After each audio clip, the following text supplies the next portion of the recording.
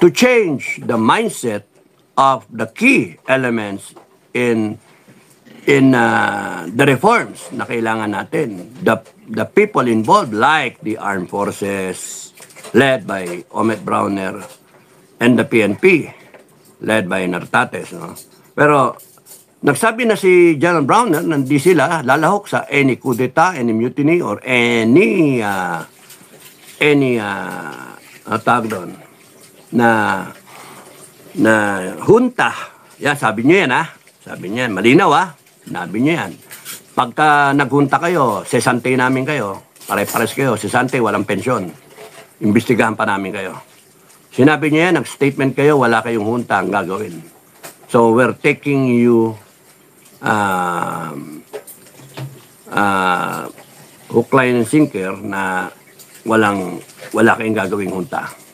Okay?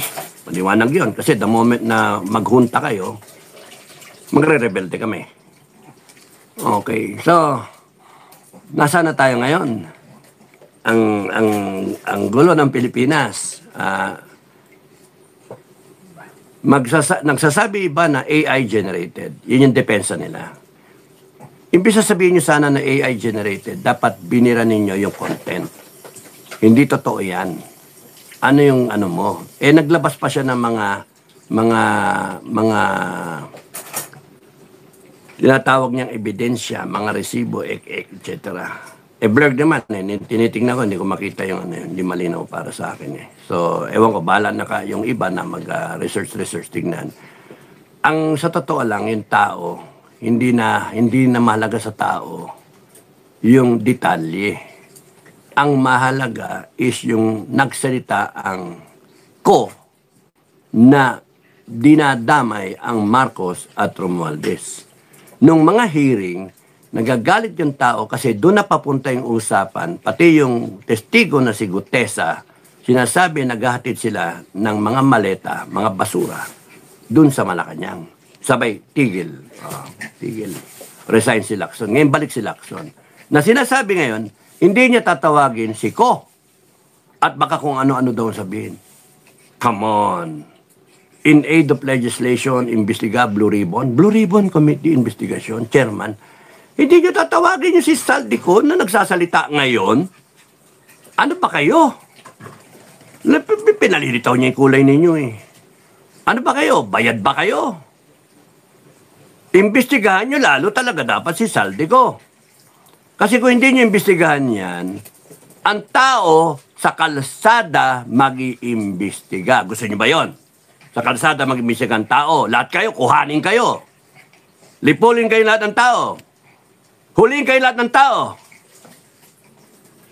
Lahat ng general, damay. Lahat ng cabinet, damay. Congressman, senator, lahat kayo, huliin. Presidente, damay kayo lahat. Imbestiga kayo ng tao. At magtayo ang tao ng korte sa kalsada. People's Court. Walang magagawa ang Supreme Court. Walang magagawa. Bakit? Nag-people power nga eh. Mag-declare ang tao na revolutionary government eh. Mag-declare ng martial law ang tao eh. All government authority emanates from the Filipino people. Yung power ng korte, yung power ng executive, yung power ng legislative, galing lahat sa tao. We the sovereign Filipino people. And umaabot na doon yung utak ng tao. Umaabot na doon yung pagkakaintindi ng tao. Huwag nyo kami linlangin. Ganun ang ano ng tao. Shh, quiet. Ganun ang ano ng tao. Kaya nga, ay. So, anong take nyo sa sinabi ni Ko? Ano ang inyong pananaw sa sinasabi ni Ko?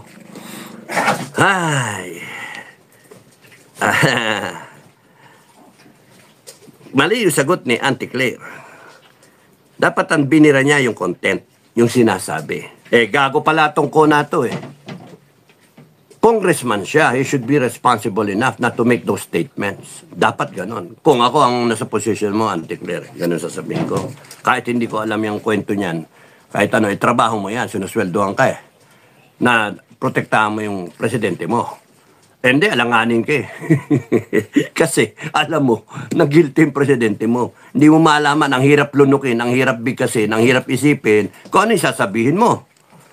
Kaya yun ang sagot mo, AI generated. Yun na lang ang naisip mo. Imbestigahan ng NBI kung AI. Tarantado. Anong AI generated? Whether or not AI generated yan, whether totoo yan, ang mahalaga doon, right away, sinabi mo dapat, as the PCO, hindi totoo yan.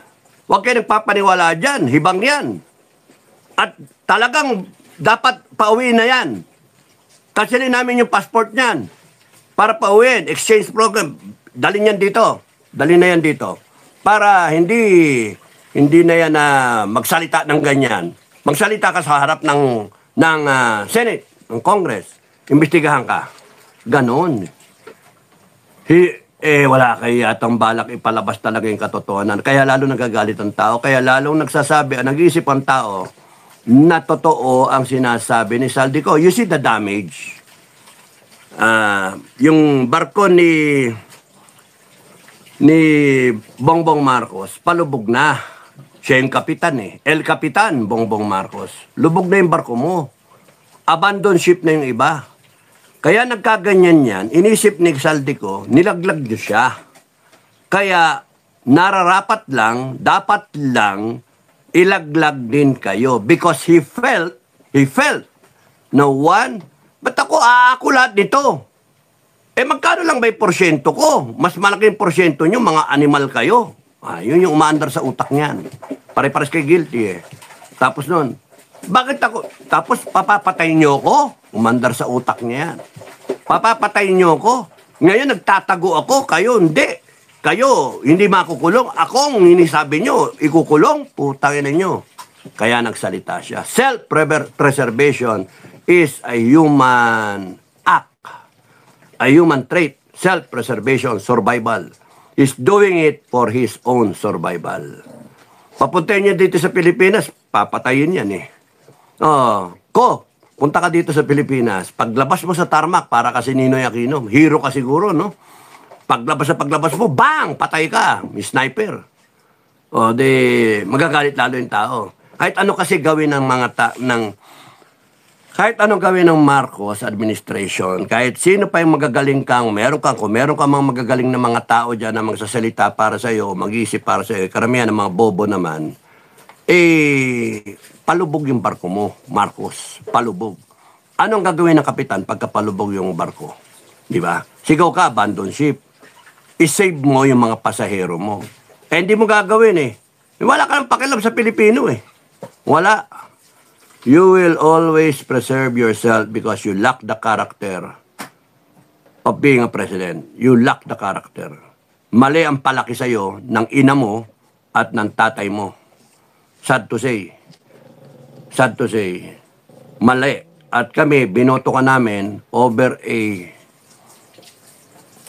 concept, an idea, na hindi mo dudungisan ang pangalan na namatay mong tatay.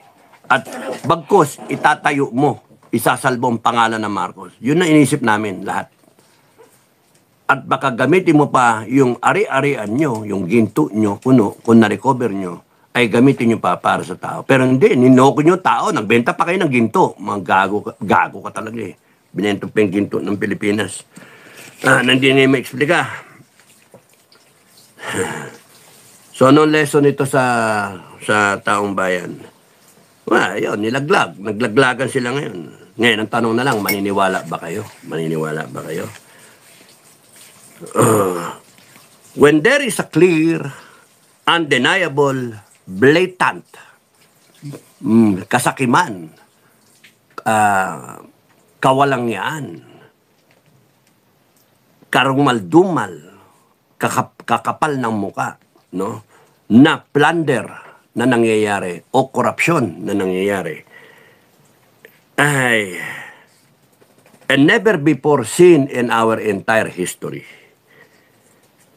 The president is at the center of it all because he is the chief executive. He is the president.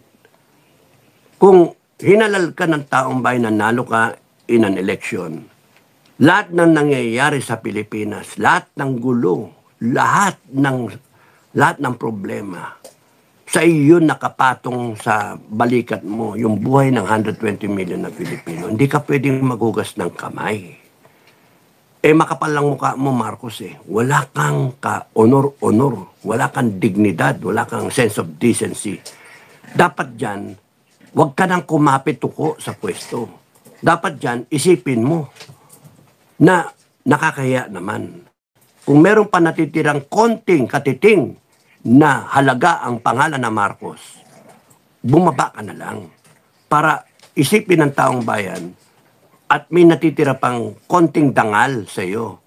Pero hindi, lalabang ka eh. Sige, lumabang ka, maganda lumabang ka. Magpakamatay ka dyan sa Malacanang, ha? Magpakamatay ka dyan, ha?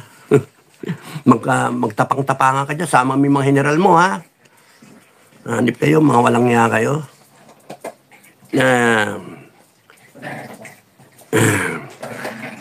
Ang mga tao ay may expectation. Mga tao, dahil sa nangyari na yan na parang nagligawan tayo, niligawan mo kami.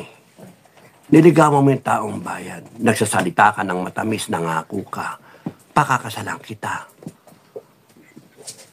Niligawan mo kami. Binenta mo yung sarili mo. Sa dami ng lumiligaw sa amin. 10 kayo.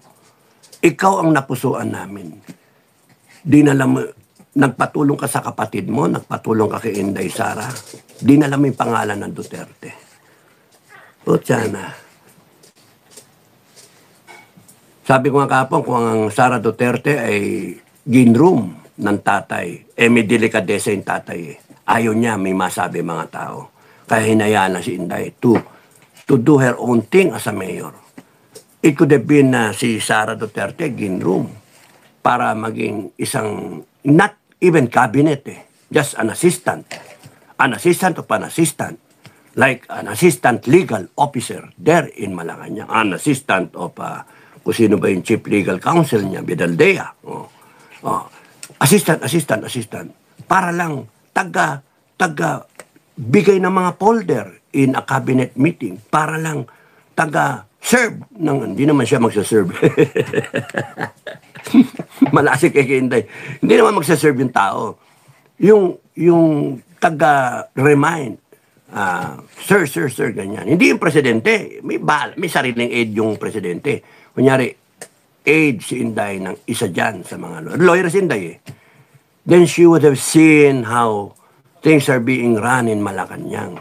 Seen how the cabinet was being coordinated by her father. Seen how each one doon sa grupo nagsasalita, thrown the questions by the president, anong gagawin mo? Ano mong bla? Ganito, nagbibigay ng direksyon ng presidente. Doon natututo siya because nakikita niya in action ang isang presidente na tatay pa niya na she can ask later on, tay, bakit ganun? Ganito, ganyan. Tapos sasabihin, explain ng tatay niya. Gusto matuto ng ali. And then yung sagot ng cabinet official. Ba't ganun? Etc.